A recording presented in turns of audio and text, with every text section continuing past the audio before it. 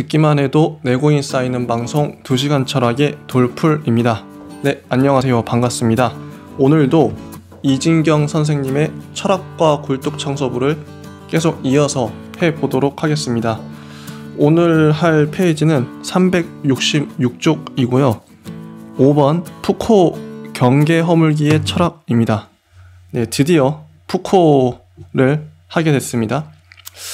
한번 읽어볼게요. 푸코는 흔히 포스트 모더니즘의 사상적 대부 중 한 사람으로 간주됩니다. 혹은 적어도 근대적 합리주의에 반대한 반합리주의자, 계몽적 이성의 독재에 항의한 반계몽주의자로 간주됩니다. 그러나 그는 자신에 대해 구조주의자라고 평하는 것만큼이나 포스트 모더니스트란 평가에 반감을 갖고 있는 것 같습니다. 아마도 이런 사정은 그의 친한 친구였던 들레즈에 대해서도 마찬가지일 텐데, 들레즈의 경우에는 포스트 모더니스트란 평가에 대해서 매우 적대적 입장을 명시적으로 보여주고 있습니다. 자, 푸코의 사상은 크게 세 시기로 구분해서 파악할 수 있다고 하네요. 첫째는 흔히 고고학이란 이름으로 대변되는 시기입니다. 이는 박사학위 논문이었던 고전주의 시대 광기의 역사에서 출발하여 출세작인 말과 사모를 통해 지식의 고고학에 이르는 시기지요. 이 시기에 그는 정신병리학이나 생리학 혹은 생물학, 정치경제학, 언어학 등의 인문과학 등 다양한 지식을 둘러싼 관계들의 역사를 연구합니다. 특히 당시 혹은 지금 진리요 과학이라고 평가되는 지식에 가려진 침묵의 소리를 듣고 그 소리가 어떻게 해서 침묵 속에 갇히게 되었나를 연구하려고 합니다. 침묵하는 소리의 흔적이 남아있는 문학이나 미술 등 다양한 문화적 유물을 통해 과학이나 역사책에 나오지 않는 잊혀진 과거를 드러내려고 한다는 점에서 그는 자신의 작업을 고고학이라고 하는 것입니다. 고고학이라는 것 자체가 뭔가 묻혀져 있는 거? 그런 걸 파내는 거죠. 네. 그래서 침묵의 소리를 듣고 잊혀진 과거를 드러내려고 한다. 이게 첫 번째 식입니다. 그래서 정신병리학, 생리학, 생물학 다양한 학문들, 다양한 지식을 둘러싼 관계의 역사를 연구했다. 그 다음에 이제 둘째 시기는 담론의 질서에서 시작하여 감시와 처벌, 성의 역사 1에 이르는 시기로 흔히 계보학이란 이름으로 요약되는 시기지요. 앞서 니체에 관한 부분에서도 언급했지만 계보학이란 모든 것들에서 가치와 권력 의지를 찾아내는 작업이며 방법입니다. 계보학이란 가치와 권력 의지를 찾아내는 작업이래요. 형벌과 감옥의 역사를 통해서 혹은 성이나 성욕에 관한 담론과 장치들을 통해서 그것들 이면에서 작동하고 있는 권력을 드러내고 그 권력의 효과를 분석하는 게 이 시기 푸코의 주된 일이었습니다. 자, 아까 첫째 시기 고고학 시기에는 침묵의 소리를, 잊혀진 과거를 밝혀냈죠. 그리고 두 번째 시기 계보학 시기에는 가치와 권력 의지, 작동하고 있는 권력의 효과를 분석하는 게 주된 일이었어요. 두 번째 시기는. 셋째는 푸코의 말년으로서 성의 역사 2와 성의 역사 3에 집약되어 있는 시기입니다. 이 시기에는 권력과 자아의 관계가 중요한 문제가 됩니다. 예컨대 쾌락의 활용을 통해 어떻게 자아를 구성하는지, 양생술 같은 자기 배려의 기술을 통해 자아를 어떻게 구성하는지를 연구합니다. 이는 권력을 통해 자아가 구성되는 메커니즘에 대한 연구라고 할 수 있겠습니다. 자, 세 번째 시기는 권력과 자아의 관계를 연구한대요. 이 세 시기에 대해서는 뒤에도 또 나오니까 뭐 이런 게 있다 이렇게 알아두시고 넘어가시면 좋을 것 같습니다. 네, 369쪽. 푸코의 사상 전반을 특징 짓는 가장 커다란 기획은 정상과 비정상, 동일자와 타자, 내부와 외부 사이에 만들어진 경계를 허무는 것입니다. 자, 정상과 비정상, 동일자와 타자, 내부와 외부 사이에 만들어진 경계를 허무는 것이래요. 예컨대 과학이라고 간주된 것과 비과학이라고 비난받는 것 사이의 경계. 이거는 그거 생각하시면 될 것 같아요. 한의학. 한의학을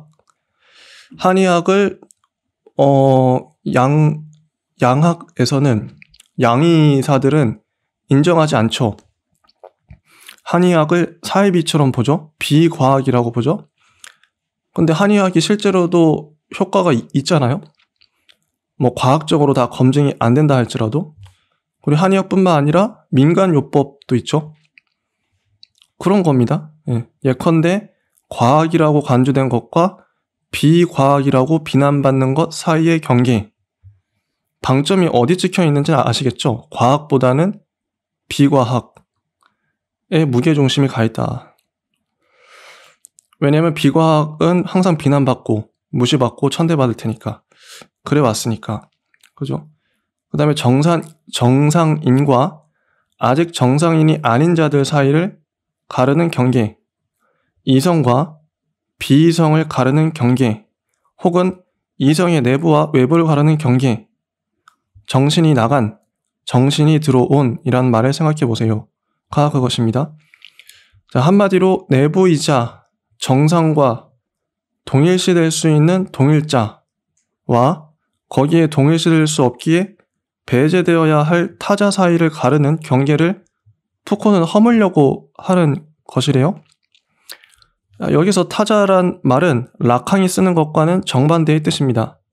라캉에게 그것은 기존의 질서를 집약하고 있는 자아 외부의 구조로서 푸코의 용어에서는 차라리 동일자에 가깝다고 하네요. 어쨌든 푸코의 기획을 좀 아시겠죠? 이 경계를 이해하는 데는 다음과 같은 질문이 유용합니다. 광인이란 무엇인가? 미친 사람이란 무엇인가 이런 거죠. 혹은 정신병이란 무엇인가? 그것은 정상인과 어떻게 다르며 양자를 가르는 결정적인 구획선은 어디 있는가? 이런 거죠. 영화 얘기도 나오는데요. 뭐 누가 진짜 환자고 누가 가짜 환자인지 그거는 그러니까 모든 판단은 의사가 하겠죠. 근데 멀쩡한 사람도 병원에 가면 환자가 돼버리는, 정신병자가 돼버리는 그런 사태. 자, 사실 그들은 의사겠죠. 병원 관계자들. 이 사람을 병원에 수용하고 내보내는 기준은 명확하지 않습니다. 병원에서 퇴원했다고 해서 반드시 정상인인 것도 아니고 병원에 있다고 반드시 환자인 것도 아닙니다. 심지어 정신병원의 의사들도 정기적으로 다른 의사들에게 정상인지 아닌지 검사를 받는다고 합니다. 요컨대 푸코는 이런 식의 매우 심술궂은 질문을 통해서 정상인과 광인 사이의 경계가 과학과 진리가 보증해주는 확실한 게 결코 아님을 보여줍니다. 그리고 경계를 허물음으로써 동일자의 외부, 정상인의 외부에 대해 사고하고자 합니다. 이는 정상인의 관점에서 광인을 사고한다는 뜻이 아닙니다. 차라리 광인에 대해 올바로 사고하지 못하게 막고 있는 정상인의 관점, 정상인이란 환상을 파괴하는 것입니다. 자, 이런 기획, 저는 이 기획이 참 마음에 들어요. 광인, 여러분이 정상이라고 생각하십니까? 저는 제가 미쳤다고 생각하는데 정상인이 정상인의 기준이 뭐죠? 미치는 사람은 뭐죠? 그게 진짜 미치고 안 미치고의 그런 판단은 누가 내리나요? 여러분 한번 학창 시절 떠올려 보세요. 그때 당시 좀 모자란 아이들이 항상 있었죠, 반에. 물론 여러분은 자신은 아니라고 얘기하겠지만 모자란 아이들이 반드시 있었습니다. 좀 어리숙하고 공부도 못하고 순진하고 덜 떨어지게 보이는, 그래서 놀림도 당하고 왕따도 당하고 구타도 당하고, 여러분 중에 한 명도 그렇게 구타하셨을지도 모르겠네요. 어쨌든 그렇게 여기서 말하는 광인이 그런 아이들, 그런 친구들이겠죠? 저도 중학생 시절에 맞았는데 그래서 광인을 가른다는 게 자체가 정상인을 규정하는 순간, 근데 지금도 뭐 학창시절 따질 것도 없이 지금 여러분들 사시는 삶을 생각해봐도 여러분들 아마 다 그러실 것 같긴 한데, 쟤는 좀 이상해, 그 사람 좀 이상해, 정신이 이상한 것 같아, 이렇게 생각하시죠 다들. 그런 거 하지 말라는 겁니다. 단도직입적으로 말씀드릴게요. 쟤 좀 덜 떨어진 것 같아, 이런 생각 자체를 하지 마시라는 거예요. 푸코의 교훈은 그런 겁니다. 정상인, 비정상인 나누지 말라는 거예요. 뭐 장애인, 비장애인 나누지 말라는 겁니다. 장애인을 장애인이라고 규정하는 이유가 뭐죠? 그 사람들 차별하고 불쌍하게 여기고 동정하고 감금하고 최대한 안 보고 귀찮고 싫고 짜증나고 그런 거 아닙니까? 그래서 푸코의 메시지는 간단해요. 그런 거 하지 말라는 겁니다. 정상인의 관점에서 광인을 사고한다는 뜻이 아닙니다. 차라리 광인에 대해 올바로 사고하지 못하게 막고 있는 정상인의 관점, 정상인이란 환상을 파괴하는 것입니다. 방금 전에도 읽었는데 다시 또 똑같이 읽었는데 다르게 와닿으시죠?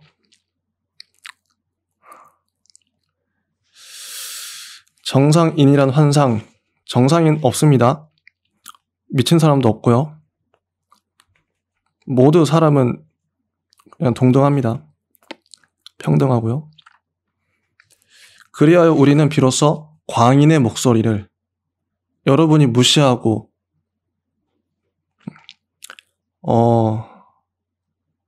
좀 함부로 대했던 그런 사람들의 목소리를, 타자의 목소리를 들을 수 있으리라는 것입니다.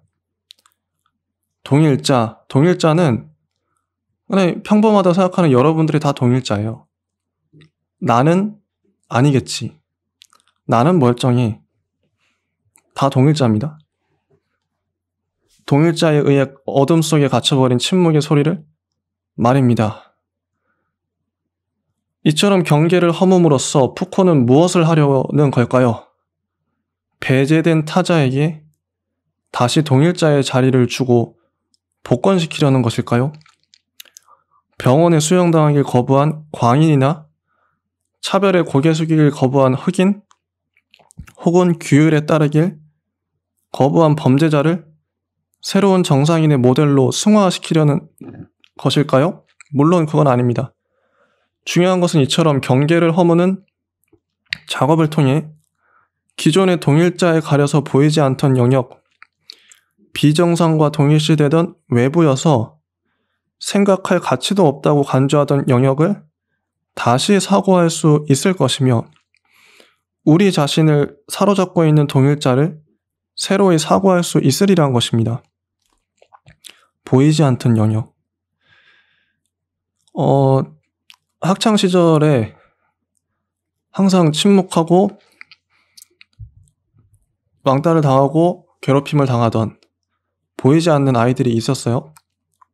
비정상과 동일시되던 외부가 있었죠. 물론 지금도 있습니다. 학교에서나 보였지 성인이 된 다음에는 그런 사람들은 보이지도 않죠. 정신병원에 다 갖다 놨으니까. 혹은 아주 내가 알 수도 없는 어떤 곳에서 가난하게 어떻게 살고 있을지도 모르겠어요. 보이질 않으니 알 수가 없어요. 그들이 그런 사람들을 생각하시면서 이 글을, 푸코를 보시면 됩니다. 그렇다면 이 경계를 허물기 위해 어떻게 할 것인가? 여기에는 두 가지 방법이 있습니다. 하나는 기존의 정상적이라고 간주되던 것이 얼마나 일관되지 못하고 불안정한가를 보여주는 것입니다.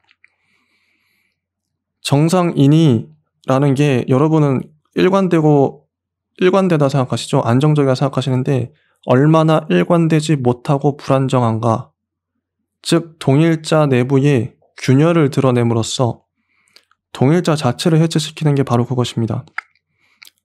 평범한 사람, 정상인 이런 것 자체를 그 자체의 내부의 균열을 드러냄으로써 자체를 해체시키는 게 바로 이런 거래요.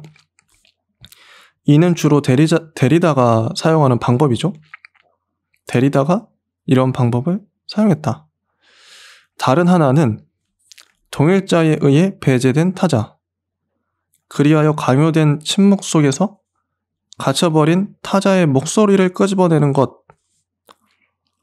동일자와 타자 사이에 동일자 자신이 그어놓은 경계선을 의문에 붙임으로써 양자, 그러니까 동일자와 타자 사이에 소통할 수 있는 채널을 만드는 것입니다. 그리고 동일자와 타자 사이에 경계선이 어떤 식으로 그어졌나를 통해 타자와 동일자 간의 관계를 드러내는 것입니다. 이게 바로 푸코가 사용하는 방법이래요. 타자의 목소리를 끄집어내는 거. 제가 얼마 전에 어머니를 인터뷰한 적이 있어요. 어머니의 목소리를 내가 들어봐야겠다. 어머니가 말하지 못하고 응어리로 가슴에 묻어왔던 그런 목소리를, 타자의 목소리를 들어야겠다. 인터뷰하고 타이핑을 친 적이 있어요. 이런 거죠. 지금 우리가 들어야 할 목소리가 어떤 목소리입니까? 대통령의 목소리, 정치인 목소리, 아니면 연예인이나 기업인들의 목소리는 많이 들리죠. 뉴스에 하루 종일 나오는 게 그런 연예인이나 정치인 목소리 아니에요. 근데 그 목소리는 동일자의 목소리라는 거죠. 타자의 목소리가 있습니까? 타자. 뉴스에서 장애인의 목소리를 들으신 적 있나요? 왕따 당하는 아이의 목소리를 들으신 적 있나요? 지능이 낮은 사람의 목소리를 들으신 적 있습니까? 없죠? 없습니다. 그럼 그 사람들 목소리는 어디서 들어야 되죠? 누가 들려줘야 됩니까? 우리가 진짜 들어야 할 목소리는 똑똑하고 돈 많고 권력 있고 그런 사람 목소리가 아니잖아요. 그런 사람들이 이미 이제 권력이 있고 잘 살고 있는데 가장 연약한 사람들, 가장 돈이 없고 가난한 사람들, 그런 사람의 목소리가 잘 들리는 사회가 진짜 민주주의 아닙니까? 푸코는 지금 이 얘기하고 있는 거예요. 제가 이런 말 하고 있는 겁니다. 그런 사람 누구의 목소리를 들어야 하나? 이런 관점에서 본다면 반합리주의자, 반계몽주의자라는 푸코에 대한 평가는 그의 사상을 단지 합리주의나 계몽주의의 반대물로 만들고 있을 뿐이라는 점에서 매우 잘못된 것입니다.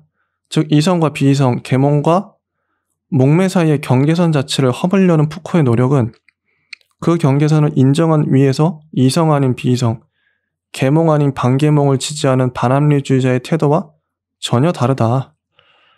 후자는 이성 비이성을 가르는 기존의 이분법을 똑같이 전제하고 있다는 점에서 합리주의나 계몽주의를 거울에 비춘 모습일 뿐이며 그것들의 소박한 보충물입니다.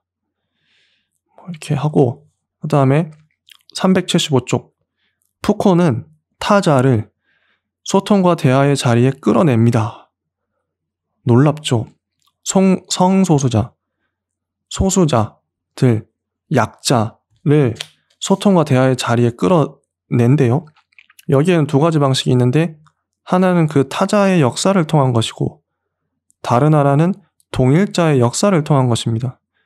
전자는 그러니까 타자의 역사는 광기의 역사라는 책에서 다루고 있고 동일자의 역사는 말과 사물에서 쓰고 있대요. 광기의 역사는 미치지 않으려는 필사적인 노력 자체도 하나의 광기인지도 모른다는 파스칼의 말로 시작하고 있습니다. 여기서 푸코는 광기 미친 거죠. 정신병이 어떻게 해서 정상사회에서 배제되고 감금되며 결국은 치료되어야 할 병으로 되어 가는지를 보여주고 있대요. 르네상스, 고전주의, 근대 세 시기로 나눠서 보여주고 있다. 자, 그래서 예전에는 유럽에서는 광인들을 나름 어울리며 살았대요. 그들은 이제 잘 살았다는 거죠. 노트르담의 꼽추라는 책을 보면 르네상스 시대까지 광인은 정상인과 구별되어 감금되거나 병자 취급을 받지 않았다. 그들은 일반적인 사람들과는 상당히 다른 방식으로 살아가는 사람들일 뿐이었다. 즉 광인이나 비이성적인 사람들이 정상인과 공존하던 시기였고 그래서 그들과 대화하고 소통하며 때론 그들의 힘을 이용하기도 하고 때론 그들을 물먹이기도 하던 시기였다. 그런데 16세기 이후 거리의 불황자들은 예전에는 나병 환자들을 가두던 수용소에 감금되기 시작한대요. 가두는 거죠. 그리고 이제 이후 산업이 발달하면서 일자리가 많이 생기게 되자 거지나 가난뱅이들은 모두 풀려난대요. 그런 사람들은 이제 근대적 이성이란 동일자에 포섭될 수 있는 부분이 된 것입니다. 이제 범죄자와 광인만이 수용소에 남지요. 하지만 범죄자들 역시 광인과 분리 수용해 줄 것을 요구합니다. 자, 이제 그러다가 근대가 시작되고 그들이 감금에서 해방됐어요. 대신 이제 그들은 자신에 대해 자기가 책임을 져야 하는 존재가 됩니다. 그들은 종교나 도덕적 조치에 힘을 빌려 치유되어야 할 대상이 됩니다. 결국 이런 역사적 과정을 거쳐 한때는 인간의 내면에 들어있는 어떤 특징으로 간주되던 혹은 유별난 행동과 사고 방식을 가진 사람들의 특징이던 광기는 위험을 방지하기 위해 가두어야 할 대상, 치료되어야 할 대상으로 간주되어 배제된다는 것입니다. 푸코가 보기에 정신병리학이란 광기를 배제함으로써 정상인의 사회를 테두리 짓고 정의하려 한 역사적 과정의 산물이며 광인을 다루는 기술을 체계화한 것입니다. 즉 그것은 진리나 과학이라고 할 어떤 특징도 사실상 결여하고 있다는 것입니다. 이처럼 푸코는 광기의 역사를 통해 광인이 타자로서 배제되고 침묵하게 된 과정을 드러내며 광기와 이성 사이에 그어진 경계선을 허물고 있다. 자, 이런 거죠. 이런 겁니다. 정신병원에 언제부터 사람들이 정신병원이 언제부터 생겼죠? 그게 뭐 아주 옛날부터 있는 게 아니라 근대에 생긴 거죠. 그런 사람들을 가두기 위해서, 분리시키고 배제시키기 위해서, 침묵하게 하기 위해서 이런 걸 밝혀낸 겁니다. 푸코는. 그 다음에 말과 사물이란 책은 사물들의 관계를 파악하는 전혀 상이한 사고방식들이 있다. 그래서 사고를 가능하게 해주며 특정한 방식으로 사물들의 질서를 부여하는 무의식적 기초를 푸코는 에피스테메, 인식 틀이라고 합니다. 에피스테메. 사물들의 질서를 부여하는 무의식적 기초, 에피스테메. 자, 르네상스 시대는 유사성의 에피스테메, 고전주의 시대는 표상의 에피스테메, 근대는 실체의 에피스테메로 요약됩니다. 돈키호테 예가 나와요. 풍차를 거인으로 생각하는 돈키호테는 유사성에 따른 사고방식을 보여줍니다. 풍차나 거인이나 유사하니까. 자, 반면 거인과 풍차의 동일성과 차이를 분명히 구분하는 고전주의 시대 사람들은 이런 돈키호테의 사고방식을 미친 것으로 이해합니다.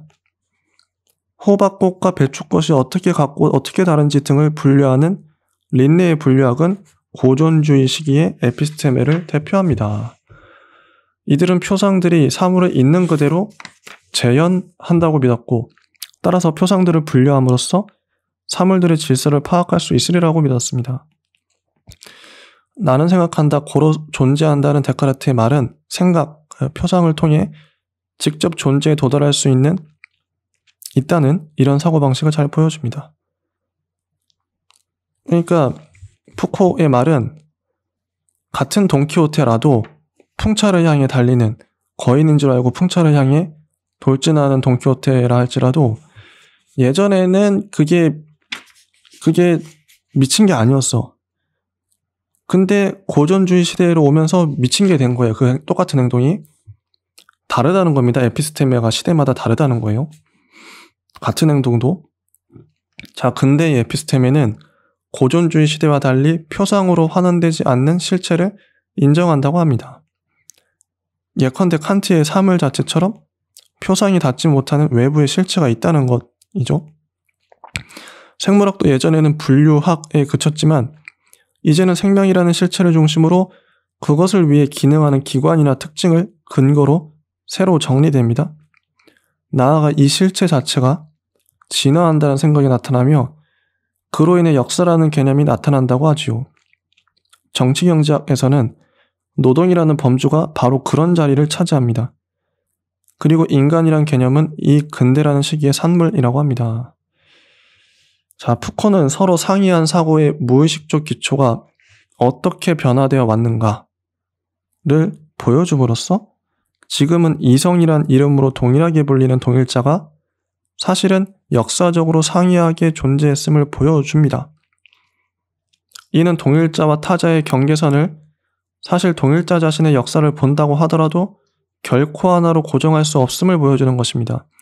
이럼으로써 지금 현재 포섭과 배제의 선을 긋고 있는 이성이란 동일자를 상대화시키는 것이고 이성과 비이성의 경계가 역사적으로 달라질 수 있음을 주장하고 있는 셈입니다. 자, 정신병자에 대해 얘기도 했고 이성, 여러분이 알고 있는 우리가 익히 아는 이성이라는 것도 시대마다 다르다는 거죠. 어떤 개념도 고정되어 있지 않다. 다 상대적이다. 동일자를 해체시키는 겁니다. 동일자 자체가 절대적이지 않다는 거예요. 평범한 사람, 보통 사람, 이게 절대적인 기준이 아니라는 거예요. 역사적으로 달랐다는 거죠. 그때. 이런 방식으로 그는 확고하고 꿈쩍도 않을 것 같은 현존하는 서구적 이성의 지배를 균열시키고 뒤흔들려는 비판적 시도를 하고 있습니다. 서구 문화의 가장 깊은 심층을 드러내려는 시도를 통해서 나는 외관상 고요하고 움직이지 않을 것 같은 우리의 대지의 불안정성과 틈새를 회복시키고자 한다. 대지는 우리의 발 밑에서 다시 한번 불안하게 꿈틀거릴 것이다. 자, 말과 사물의 서문이었습니다. 그리고 381쪽. 이러한 사상은 분명 레비스트로스의 영향을 크게 받은 것입니다. 사고 전반을 규정하는 무의식적 기초를 문화의 가장 깊은 심층에서 찾아내려는 시도가 그렇습니다. 그것은 어쩌면 특정한 역사적 시기마다 모든 사고의 선언적 기초를 이루는 일종의 선언적 구조인 셈입니다. 이 점에서 이 저작은 특히 구조주의적이라고 간주됩니다. 그러나 레비스트로스와 푸코가 결정적으로 다른 점은 레비스트로스가 다양한 사고법들 전체를 특징 짓는 가장 심층적인 보편 구조를 찾아내려 한 반면 푸코는 반대로 이 다양함을 다양함으로써 인정하려 한 데 있습니다. 아니 더 나아가 이 다양함을 하나의 선언적 구조로 포괄하려는 시도를 또 하나의 동일화하려는 시도요. 동일자의 논리라는 점에서 비판하고 있는 것이기 때문입니다. 그의 사상을 단순히 구조주의라는 이름으로 부르기 곤란한 것은 바로 이런 점 때문입니다. 그러나 푸코의 이 시도를 관통하는 멘탈리티는 분명 사고 밑바닥에 어떤 심층 구조를 찾아내려는 것이라는 점에서 구조주의적입니다. 역사적 구조주의라는 거죠. 네, 다양함을 다양함으로 인정하려 한다. 그리고 앞서 우리는 푸코의 기획이 동일자와 타자 사이의 경계를 허무는 것, 정상인과 비정상인, 이 경계 자체를 허문다. 경계를 허문다는 건 정상인도 없고 비정상인도 없다. 경계 나누지 말라는 거예요. 계속 얘기하고 있지만 나누지 말라는 겁니다. 구분하지 말라는 거예요. 그렇게 배제하고 무시하지 말라는 겁니다. 그 말은 뒤집으면 그 경계선을 만들어내려고 유지하는 힘과 권력이 있다는 말이죠. 누가 정상인과 비정상인을 나누는가? 힘과 권력이 있다. 그것은 분명 동일자 자신이 갖고 있는 권력입니다. 예컨대 감기와 이성 간의 경계선을 유지하려는 노력이 없다면, 그래서 광인을 가두거나 환자 취급하는 일련의 조치들이 행해지지 않는다면 이 경계선은 결코 유지되지 못할 것입니다. 자신이 그은 경계선의 정당함을 입증하기 위해 이성은 그 경계선을 유지하는 기술자들에게 의사란 직책을 주며 그것을 위한 담론, 정신병리학이죠. 에 관한 과학이란 이름을 제공합니다. 나아가 이 담론을 통해 정신병이나 광인에 대해 얘기할 수 있는 주체는 오직 의사뿐이며 광인은 그들이 판단하고 처리하는 대로 따라야 할 대상이라고 정해줍니다. 정신병원에서 하는 광인들의 얘기는 어떤 것도 미친 소리일 뿐이라는 것이죠. 자, 그렇다면 정신병리학이란 담론이 의사와 환자, 광인을 각각 주체와 대상으로 정의해주는 것이라고 할 수 있겠습니다. 즉 주체와 대상은 담론 안에서 담론에 의해서 정의됩니다. 또한 정신병리학이란 담론은 의사가 환자에게 취하는 모든 조치를 정당화해주고 나아가 그런 조치를 강제로라도 집행할 수 있는 권력을 줍니다. 의사가 지 맘대로 하죠? 광인, 누가 환자인지 아닌지도 자기가 다 하잖아요? 정신병리학이라는 그 담론, 의학이란 담론은 의사가 환자에게 취하는 모든 조치를 정당화해준대요. 나아가 그런 조치를 강제로라도 집행할 수 있는 권력을 준대요. 따라서 담론 안에는, 다시 말해 정신병리학이란 지식 안에는 권력이 있다. 이렇게 말할 수 있겠죠. 또한 이 지식은 그 권력의 행사를 정당화해줍니다. 반대로 지식 역시 자신의 정당성을 유지하기 위해 그러한 권력을 필요로 합니다. 이래서 푸코는 지식 권력이란 말을 한대요. 지식과 권력이 뗄 수 없는 하나의 복합체란 뜻이죠. 의사와 의학은 지식 권력을 갖고 있다.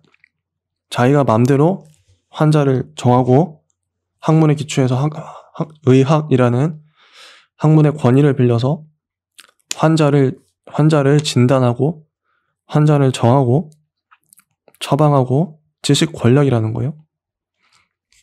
결국 담론의 질서란 담론 자체의 권력이 내장되어 있다는 점뿐만 아니라 담론 자체가 권력에 의해 작동하며 정당화된다는 것을 뜻합니다.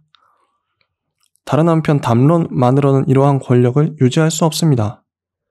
정신병원이나 수용소라는 물질적 장치들이 없다면, 그래서 환자들이 당연히 수용되어야 하고 수용된 환자들에 대해선 어떠한 조치도 과학의 이름으로 취할 수 있는 제도와 장치들이 없다면 담론이 제공하는 권력은 무력하게 될 것입니다. 학교라는 제도적 장치, 즉 기존 질서를 가르치며 그것을 제대로 수행하는가를 끊임없이 감시하고 거기서 벗어날 때면 어김없이 징벌이 가해지는 학교라는 장치가 없다면 도덕 교과서에 나오는 지식이 무력할 수밖에 없는 것처럼 말입니다.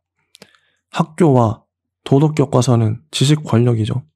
아이들을 가르치죠. 계보학이란 이처럼 동일자가 경계선을 긋고 유지하기 위해 작동시키는 권력의 존재를 드러내고 그것이 미치는 효과에 대해 분석하는 것입니다. 자, 계보학은 또 하나의 비판적 문제 설정이다. 이런 경계선이 만들어진 역사를 추적하고 침묵의 소리를 들으려는 고고학적 시도와 구분되는 것이지만 경계선을 찾아내고 허물려는 푸코의 전체적 기획에서 보면 일관된 것이며 고고학적 시도를 보충하는 것이기도 합니다.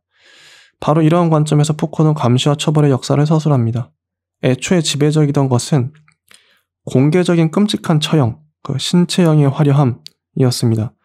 이는 낡은 군주권에 기반한 것이었는데 인민들에게 강렬한 공포를 불러일으킴으로써 범죄나 모반을 막으려는 일종의 보복이었대요. 그러나 18세기 말을 거치면서 이 보복은 훈육으로 바뀝니다. 범죄자 속에서 인간을 발견한 것이죠. 즉 범죄자도 인간이란 생각이 대두하면서 이제 인간은 행형과 훈육의 새로운 대상으로 떠오르게 됩니다.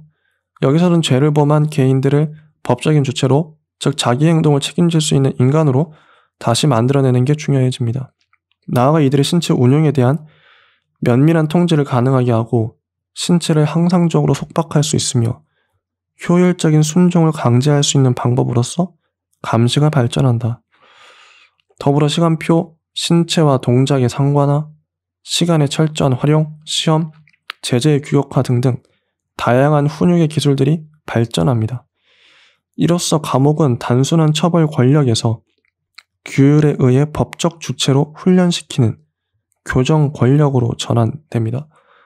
그리고 이러한 통제와 훈육의 기술은 이후 학교, 군대, 공장에서 개인들을 길들이고 통제하는데 하나의 모델이 된다고 합니다. 이런 뜻에서 푸코는 사회 전체가 하나의 감옥이라는 섬뜩한 태제를 제시합니다. 감옥에 대한 연구를 통해 푸코는 이제 권력이 지식 권력으로 존재할 뿐 아니라 직접적으로 신체에 작용하는 권력임을 분명히 하게 됩니다. 신체에 직접 작용하고 신체에 새겨지는 권력을 푸코는 생체 권력이라고 합니다. 아까 지식 권력 나왔고 생체 권력이 나왔어요. 자, 384쪽. 결국 니체의 계보학은 푸코에게 새로운 두 권력 개념을 제공한 셈입니다. 지식 권력과 생체 권력이 바로 그것이죠. 그런데 여기서 생체 권력 개념은 또 하나의 변환을 야기합니다. 감시와 처벌에 대한 분석을 통해서 푸코가 도달한 또 하나의 중요한 결론은 그것이 사회적으로 요구되는 책임 있는 주체, 법적인 주체를 만들어내는 기술이요, 기능이란 것입니다. 다시 말해 학교에서, 공장에서, 감옥에서, 군대에서 생체 권력을 통해 개개인은 사회적으로 받아들여질 수 있는 주체로 된다는 것입니다. 이런 의미에서 권력은 생산적인 권력이라고 말합니다. 이 권력 얘기 계속 나오죠. 생체 권력, 지식 권력. 여러분들이 학교에서 훈육을 받았죠. 공장에서도, 감옥에서, 군대에서 그 생체 권력, 나의 그 신체, 나의 생체를 권력으로 사회적으로 받아들여질 수 있는 주체로 만들어가죠. 그 공간이 거기에 있는 선생님이나 혹은 군대의 선임이나 장교나 감옥의 그 훈육관들, 공장의 관리인들이 나를 사회적으로 받아들일 수 있는 주체로 만들어버린다. 권력은 그래서 생산적인 권력이다. 권력이 생산해낸다. 개개인이 사회적으로 받아들여질 수 있는 주체가 되는데 권력의 작동이 필수적이라면 이제 권력 없는 주체란 생각할 수 없는 것이 됩니다. 그렇다면 권력은 영원하다는 결론을 피할 수 없습니다.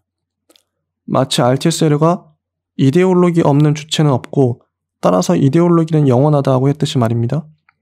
여기서 푸코는 또 한 번 커다란 전환을 합니다. 권력 없는 주체가 있을 수 없다면, 그렇다면 이제 중요한 것은 그 권력을 통해서 각자가 어떻게 자아를 구성해 가는가가 문제되고 권력을 통한 자기와의 관계가 중심에 놓이게 됩니다. 여기서 푸코는 권력을 통해 자아를 구성하는 기술에 관심을 돌리게 되고 이러한 푸코의 작업은 윤리학이란 이름을 얻습니다. 이런 전환은 이제까지 그의 작업 전체를 이끌어온 비판적인 기획 자체가 중단되는 지점을 보여줍니다. 비판적 문제 설정 자체가 해체되고 마는 것입니다. 푸코가 아까 세 시기가 있다 그랬죠? 첫 번째 시기는 고고학 맞나? 고고학의 시기.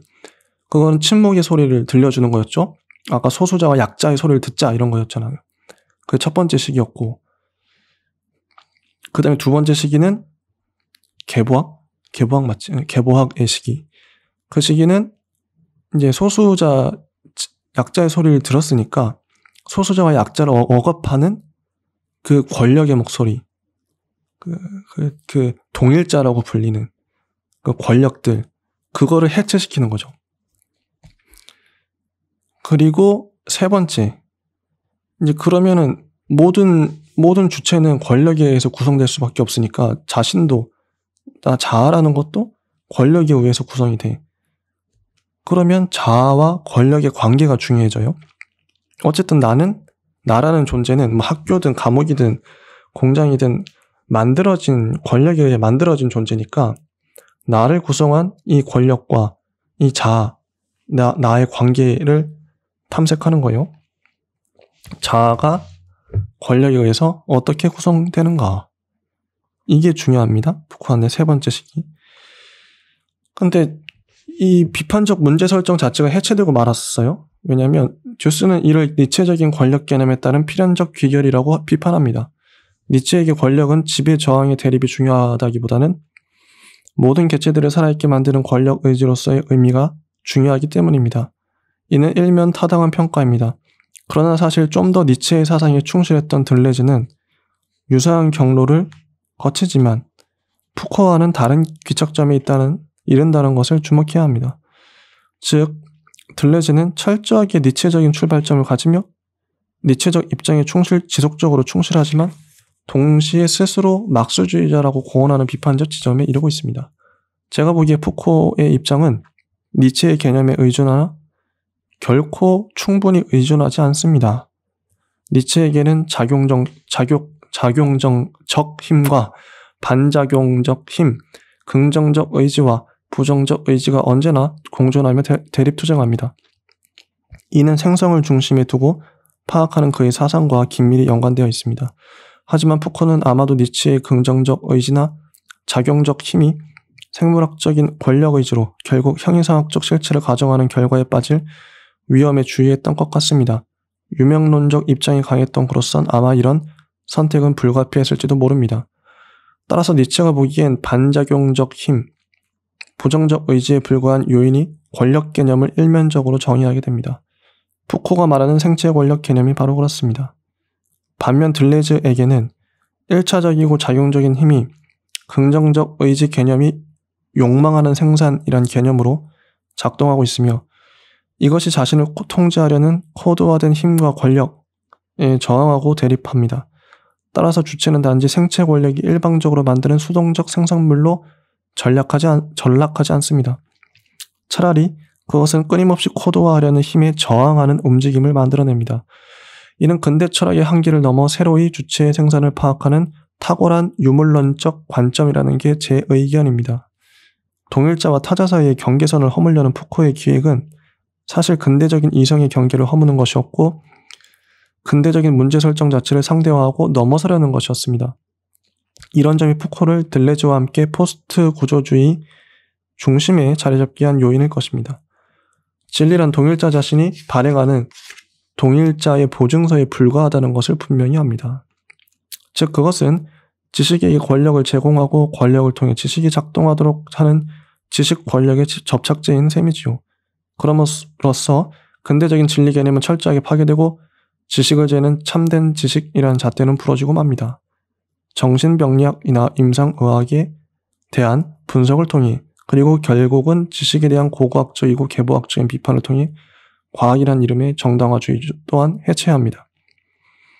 인간이란 범주가 근대라는 시기의 산물임을 밝힘으로써 근대 철학의基盤을 근대 철학의 역사성 속에서 볼 수 있게 재배치합니다. 이로써 주체 철학은 그 근대적 성격이 명확해집니다. 여기까지가 이제 미셸 푸코의 내용이었는데, 이제 그동안에 이제 그림과 캡션을 안 읽었었는데 이거 좀 보고 넘어갈게요. 368쪽 바보들의 배, 보시의 그림 바보들의 배가 나와요. 자, 바보들의 배는 중세 말에 쫓아내고 싶은 광인들을 태워서 이곳저곳을 항해하게 했던 배였는데 15세기 말 이래 서양의 문학이나 미술 등에서 집중적으로 형상화된 주제였대요. 여기서 바보란 일종의 광인이기도 한데 이러한 광기는 미친 사랑의 정열이나 모든 것을 웃어넘기는 태도, 어리석음, 집착, 망상, 풍자 등을 포함하는 아주 복합적인 개념이었다고 합니다. 르네상스인들은 이러한 광기와 우매함에서 일종의 두려움과 위험 혹은 경멸을 느끼기도 했지만 동시에 그것을 삶의 불가결한 요소로 보았대요. 이런 식으로 이 시기의 사람들은 광인이나 바보에 대해 불안해하고 두려워했지만 동시에 그것의 미덕과 혼란스러운 힘을 인정했다. 따라서 그들은 갇히지 않았고 쫓겨나는 경우에도 마을 사이를, 사람들 사이를 떠다니는 존재였다. 근데 지금의 광인들은 그렇지 않죠. 갇혀버리죠. 그리고 370쪽 병원 설계도가 나옵니다. 감옥 같은 병원 설계도예요. 광기란 이제 이성이 허용할 수 없는 외부가 되었고 이성적이기 위해선 그 안에 광기가 없음을 증명해야 했다. 유사한 것에 속지 않으려는 데카르트의 편집증적 강박을 푸코는 이를 통해 설명한다. 사실 인간이 사는 이 세계가 정상임을 증명하기 위해선 무언가 정상이 아닌 것이 있어야 하듯 이성이 정의되려면 무언가 비이성이 있어야 하는 것이다. 중세에는 나병 환자를 가둔 수용소가 그 역할을 했고 17세기 들어오면 수많은 사람들을 가둔 새로운 수용소가 이제 그 역할을 대신한다. 이성의 정체성, 동일성을 증명하기 위해선 배제되어야 할 타자들이 있어야 했던 것이다. 그것이 저렇게 따로 없다면 대체 내 어두운 정념 안에 광기가 있을지도 모른다는 사실을 어떻게 참을 수 있을 것이며 내가 광인이 아니라는 사실을 어떻게 입증할 수 있을 것인가.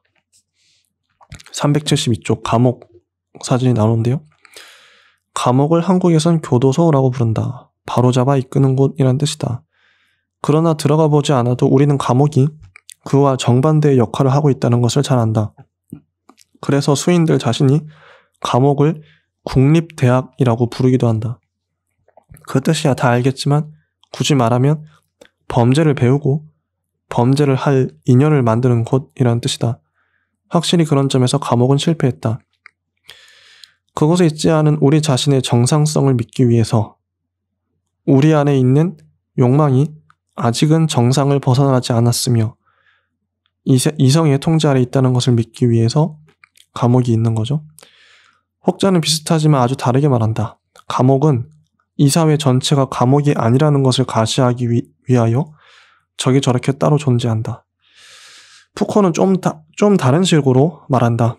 감옥이 저렇게 분명하게 있지 않다면 범죄자들이 저렇게 명확히 가시화되어 있지 않다면 대체 누가 저 거대한 경찰 조직과 억압적인 국가 장치들의 존재 이유를 인정할 것인가?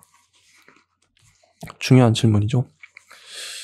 자, 그리고 376쪽. 인간은, 특히 서양의 인간은 동물과 자신을 구분하는데 매우 집요한 집착을 보여왔다. 그래서 인간은 뭐뭐한 동물이라는 방식으로 다른 동물에 없는 자신만의 속성을 부각시키기 위해 무진 애를 썼다. 그리고 인간에게 없는 동물들의 수많은 능력들을 잊기 위해 애썼다. 덕분에 이성적 동물, 언어적 동물, 사회적 동물, 놀이하는 동물 등등의 수많은 기이한 동물들이 탄생했다. 그래서 동물과 인간의 경계에 있는 모호한 것들에 대해서는 더욱더 가혹했는지 모른다. 흑인들, 그들은 오랫동안 인간이 아니었다. 하얀 흑인, 그것은 배제와 억압 속에서 타자들을 배제하고 억압하는 동일자의 가치 척도를 내면화했음을 보여주는 것이다. 동일자는 이처럼 자신이 핍박한 타자들의 피부, 타자들의 내면에까지 침투한다. 백인들의 얼굴을 점점 닮아가는 우리들의 얼굴은 어떨까? 자, 이런 거 나왔습니다. 푸코는 항상 볼 때마다 푸코가 원래 동성애자였대요. 동성애자였고 그 자신이 소수자였던 거죠. 에이즈로 죽었습니다. 푸코도. 퀸의 프레디 머큐리도 동성애자였고 에이즈로 죽었죠. 그래서 저는 퀸이 참 애틋해요. 공감이 가요. 물론 저는 이제 동성애자는 아니지만 그들의 마음을 헤아려 보고 싶어요. 소수자, 저도 소수자였던, 지금의 나도 소수자라고 할 수 있을까? 어쨌든 소수자성, 소수자, 약자에 대한 한없는 공감, 연대가 필요하다고 생각하는데, 어쨌든 푸코 자신이 소수자였기 때문에, 성소수자였기 때문에 이런 철학을 할 수 있지 않았을까. 침묵의 목소리를 끄집어내잖아요. 침묵하는 자들의 목소리. 마지막으로 쓴 책도 성에 관한 책이었어요. 성의 역사를 썼는데 자신의 과제, 자기 삶에 온전히 집중했던 사람 아니었나 그렇게 생각을 합니다.